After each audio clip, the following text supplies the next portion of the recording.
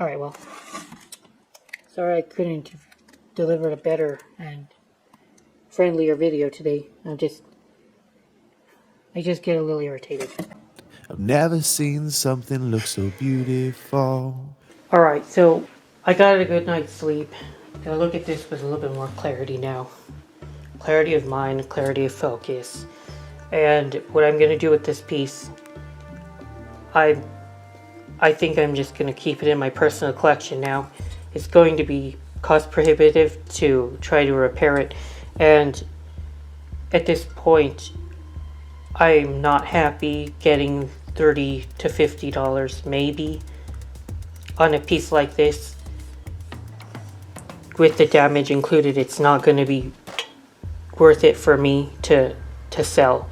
I'd rather have it in my own personal collection, especially because this is Webster Manufacturing Company, and this is one of the original companies that I believe merged into an International Silver. You don't see much Webster Manufacturing Company. You usually see E.G. Webster. I believe it's E.G. Webster and Son too, and that makes sense when companies rebranded to include Son in the name. Usually that meant that there was a father that was able to train their son as maybe an apprentice and brought them into the business, and once they fully trained and became invested in the business, then they would add the word son to the firm. Here we just see Webster Manufacturing, so that would indicate to me that this was like one of the first iterations of Webster, and you see Webster and Webster Wilcox. That's the line that we see now. Obviously Webster and the Wilcox company ended up doing a merger later on, so it just from like a historic standpoint,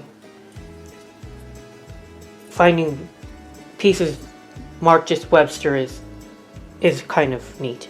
So I will keep this in my collection. It's just going to be a hobbled mess, but yeah, it's mine now. As for the sugar bowl, I was able to pin down the railroad to the New York City and Hudson River Railroad. What I suspected is that this is a rare piece. It seems that this railroad was originally founded by Cornelius Vanderbilt. So it is one of the earliest railroads in the country, really. And so even though it looks really bad, like all these light areas, guys, that's going to be plate loss.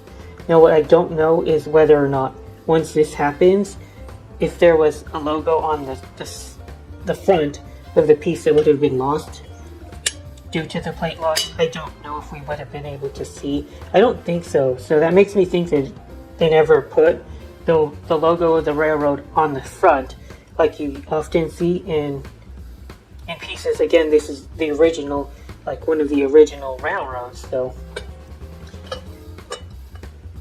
maybe they didn't have that practice yet. At least it's marked on the bottom. And I did email Rail and Road Auctioneer, and we've done business twice before. I had sent them 2 railroad sets, both by Reed & Barton. I seem to have a penchant to find Reed & Barton silver soldered railroad pieces.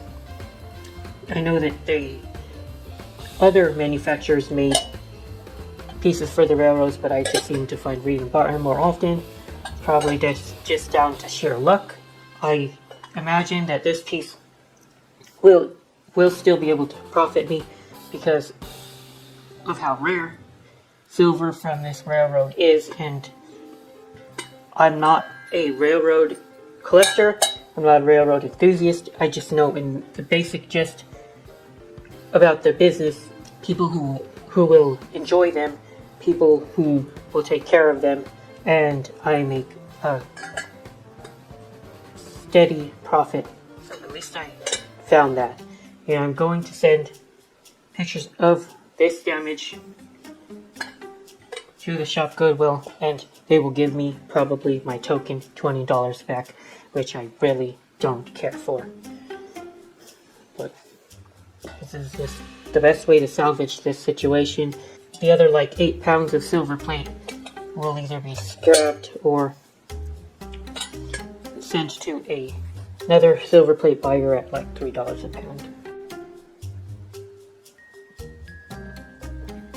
Okay, just to get rid of this dent here